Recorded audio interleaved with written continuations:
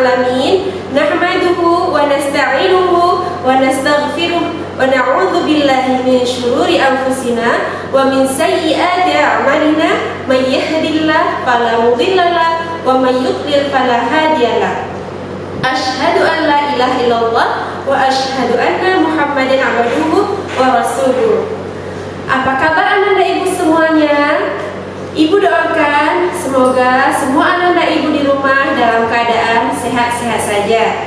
Alhamdulillah, hari ini kita akan melanjutkan pelajaran Sirah Nabawiyah. Sebelum kita mulai pelajaran kita hari ini, mari sama-sama kita beristighfar terlebih dahulu. Astaghfirullahaladzim alladzi la ilaha illa huwal hayyul qayyum wa atubu ilaih. Astaghfirullahaladzim alladzi la ilaha illa huwal hayyul qayyum wa atubu ilaih. Astaghfirullahaladzim alladzi la ilaha illa huwal hayyul qayyum wa atubu ilaih. Alhamdulillah, kita sudah pun beristighfar tadi. Kita doakan kepada Allah, semoga Allah ampunkan semua dosa-dosa kita dan Allah mudahkan kita hari ini dalam menerima pembelajaran. Baiklah, marilah sama-sama kita mendengarkan hadis berikut ini.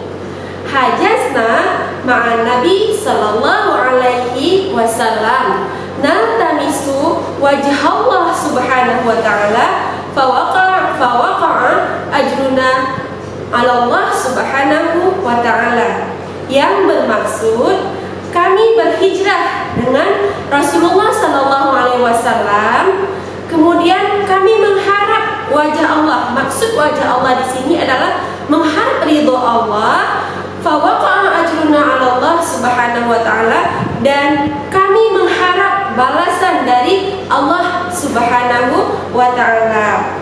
Nah, anak-anak ibu semuanya, hadis tersebut merupakan hadis asbabul wurudnya adalah ketika para sahabat diizinkan untuk melakukan hijrah. Hijrah kemana? Hijrah dari kota Mekah menuju kota Madinah. Jadi para sahabat semua berhijrah ke sana. Mereka tidak berhijrah karena tujuan apapun selain ingin mengharapkan keridhaan Allah subhanahu wa ta'ala dan ingin mengharapkan balasan hanya dari Allah subhanahu wa ta'ala saja. Nah, dari hadis tersebut, hari ini kita akan mempelajari tentang peristiwa hijrah. Nah, peristiwa hijrah yang akan kita pelajari hari ini adalah permulaan hijrah. Peristiwa pada permulaan hijrah. Baiklah, tujuan pembelajaran kita hari ini adalah dengan mempelajari hijrah, kita mengetahui apa itu pengertian hijrah yang sebenarnya dan mengetahui apa faktor-faktor yang mengakibatkan para sahabat dan Rasulullah hijrah, dan kita bisa mengetahui sahabat-sahabat yang paling terdahulu melakukan hijrah. Nah, baiklah, apa itu hijrah? Hijrah merupakan perpindahan ataupun berpindah dari suatu tempat orang-orang kafir yang ketika kita berada di negara tersebut kita dizalimi, kita diperangi, kita disiksa, ke negara yang lebih baik. Negara yang lebih baik tersebut adalah negara yang mendukung kita untuk mengamalkan amal ibadah kita, mengamalkan agama kita, yaitu agama Islam. Nah, hijrah yang kita fokuskan di sini adalah hijrahnya para sahabat dan Rasulullah dari kota Mekah menuju kota Madinah.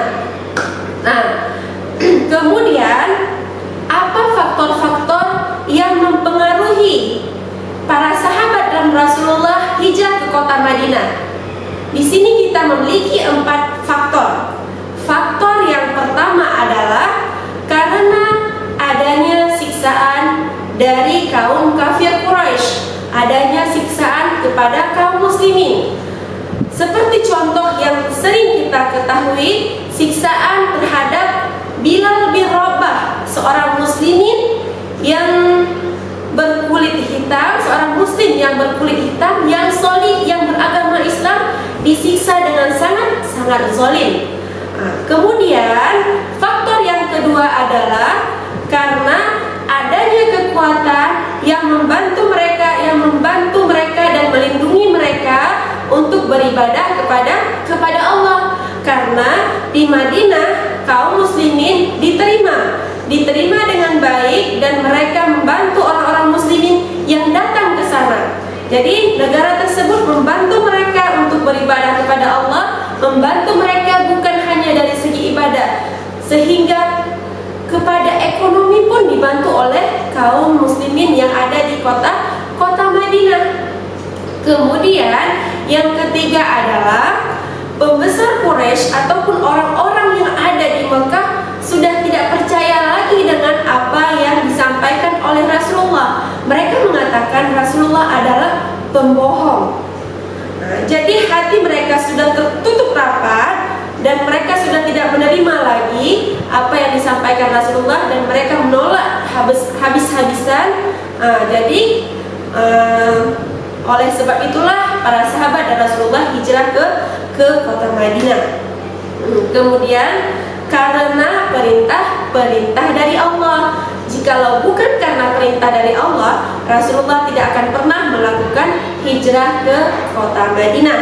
Dan yang keempat adalah Muslim khawatir jika mereka kaum muslimin khawatir jika mereka berada di kota Madinah, mereka akan ditimpa oleh fitnah yang berhabis-habisan yang dibuat oleh kaum kafir Quraisy. Fitnah di sini apa? Fitnah kekufuran, yaitu fitnah kafir. Seandainya mereka tiba-tiba tergoda untuk dengan bujuk rayu mereka supaya kembali lagi ke agama kafir. Jadi kaum muslimin memilih untuk pergi hijrah ke kota Madinah supaya mereka lebih selamat dari segi fisik dan juga dari segi keimanan. Baiklah anak-anak ibu semuanya, pada awal permulaan hijrah ke sana, sahabat ada yang berpergian, yang hijrah ke kota Madinah, ada yang hijrah secara sendiri-sendiri, ada juga yang hijrah dengan cara berkelompok, dan di sana juga terdapat bermacam-macam ujian. Yang tinggal di kota Madinah yang tinggal di kota Mekah pada saat itu hanya Rasulullah, Abu Bakar, dan Ali bin Abi Thalib dan beberapa orang sahabat lainnya. Kira-kira mengapa Rasulullah Sallallahu Alaihi Wasallam tidak melakukan hijrah? Rasulullah Sallallahu Alaihi Wasallam belum lagi melakukan hijrah karena belum turunnya tuntunan ataupun firman dari Allah Subhanahu Wa Taala yang memerintahkan Rasulullah supaya beliau berhijrah ke kota Madinah. Padahal Abu Bakar selalu menanyakan kepada Rasulullah, "Wahai Rasulullah, marilah kita berhijrah ke kota Madinah." Rasulullah selalu menjawab seperti ini, "Tunggulah wahai Abu Bakar, saya sedang menunggu perintah dari Allah untuk membenarkan kita melakukan hijrah. Dan janganlah engkau berhijrah dulu, semoga engkau akan ditemani oleh orang yang terbaik ketika engkau melakukan hijrah nanti." Itu merupakan hadis yang telah Rasulullah Sallallahu Alaihi Wasallam lafazkan ketika Abu Bakar mengajak Rasulullah untuk berhijrah ke kota Madinah. Jadi pada saat itu ramai sekali para sahabat yang sudah berhijrah ke kota Madinah. Hanya tinggal beberapa orang saja yang di kota Mekah. Jadi kita akan melihat di antara sahabat-sahabat yang diuji ketika mereka ingin melakukan hijrah. Di sini Ustazah membawa 3 orang sahabat yang akan kita pelajari hari ini, yaitu yang pertama adalah Abu Salamah, Kemudian yang kedua adalah Suhaib, dan yang ketiga Umar bin Khattab dan Iyas. Nah, Abu Salamah, Suhaib, Umar bin Khattab dan Iyas. Nah, kisah Abu Salamah untuk ketika melakukan hijrah sangat menyedihkan. Jadi pada saat itu Abu Salamah menyampaikan kepada istri beliau bahwa beliau ingin melakukan hijrah ke Madinah. Kapan beliau melakukan hijrah ke Madinah, Ananda Ibu? Ya, beliau melakukan hijrah 1 tahun sebelum terjadinya Bai'at Aqabah yang kedua. 1 tahun sebelum terjadinya Bai'at Aqabah yang kedua, Abu Salamah menyampaikan keinginannya untuk berhijrah ke kota Madinah. Kemudian keluarga istri Abu Salamah pun menyampaikan kepada Abu Salamah, "Wahai Abu Salamah, engkau ingin hijrah ke Madinah bukan lain tujuanmu hanya untuk kesenangan dirimu sendiri. Oleh sebab itu, jangan engkau bawa saudara kami." Saudara kami di situ adalah istri Abu Salamah. Kemudian datanglah saudara Abu Salamah dan mengatakan kepada kerabat dari istri beliau, pergilah. Abu Salamah diminta untuk pergi. Kemudian anak Abu Salamah diperebutkan oleh kedua belah pihak, istri dan pihak keluarga Abu Salamah. Kemudian anak beliau diambil oleh keluarga Abu Salamah dan istri beliau diambil oleh keluarga istri tersebut, sehingga mereka bertiga hidup dalam keadaan yang berpisah. Abu Salamah hijrah ke kota Madinah, istri beliau tinggal bersama keluarganya, dan anak beliau tinggal bersama keluarga Abu Salamah. Kemudian hari demi hari sampai setelah kejadian tersebut, istri Abu Salamah pergi ke padang pasir, ke perbatasan padang pasir.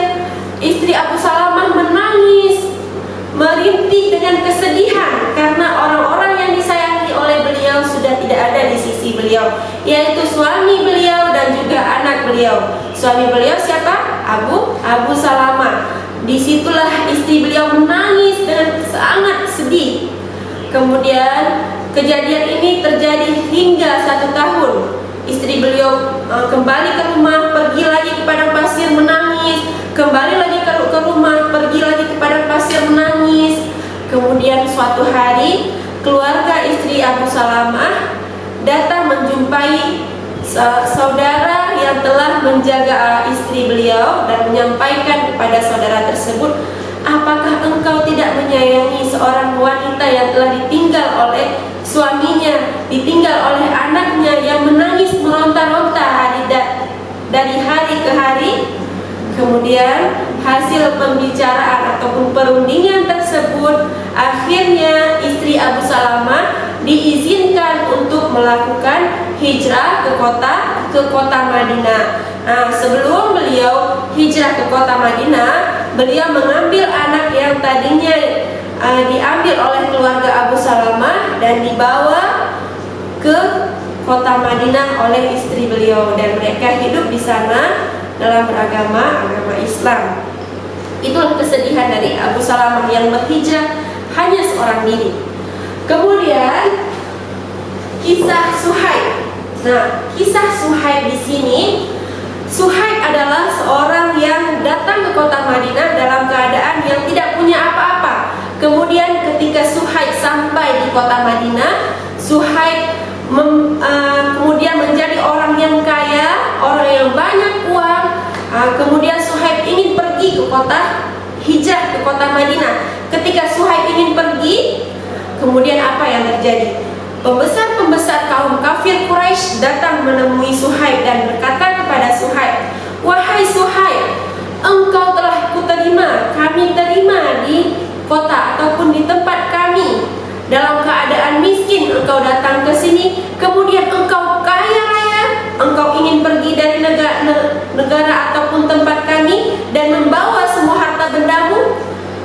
Apakah kamu berpikir berpikir, wahai Suhaib, kami akan melepaskanmu begitu saja?